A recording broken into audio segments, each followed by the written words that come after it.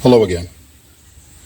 Galatians 5 tells us that if we live by the Spirit, that we are to keep step with the Spirit.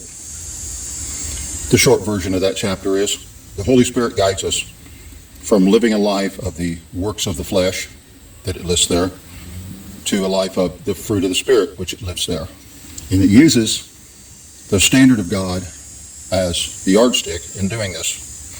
So as it moves us from the first list to the second list, we are more in keeping with what we are to come to, arrive at God's view of things. Realizing sin in our life, if we are actually realizing it, we're going to call that sin the way God calls it, which He has showed us in His Word.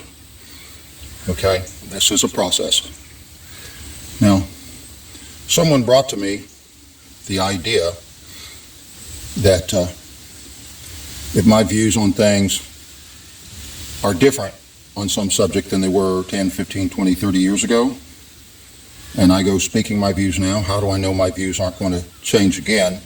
Therefore, what I am saying about these things right now isn't valid and I've misled people.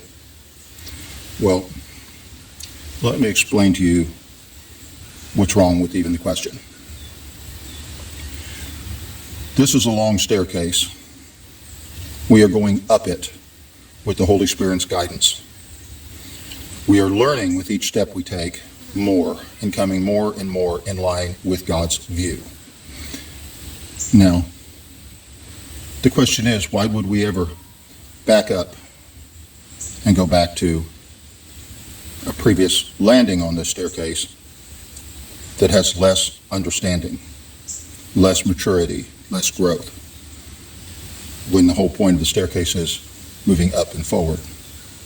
It is not a playground where you are playing with this swing set over here for a while, then you go over there and play with that monkey bars, and then you go to the merry-go-round, and at some point you might go back and get on the swing set again.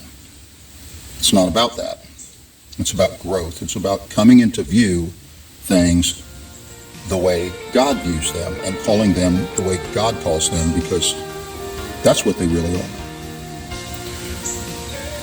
So there's a lot more in Galatians 5 than you probably ever heard, and I suggest you read and memorize that chapter.